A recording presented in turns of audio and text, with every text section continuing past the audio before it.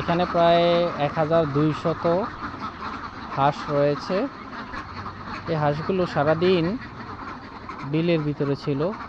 বিল থেকে শামুক, কণা এবং বিভিন্ন খাবার খেয়ে এখন তাদের যে দেখাশোনা করে সেই লোক নিয়ে আসছে হাঁসগুলাকে।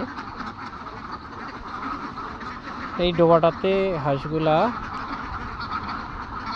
কিছুক্ষণ আগে পানিতে নামানো হয়েছে, গোসল করছে বিল থেকে এসে।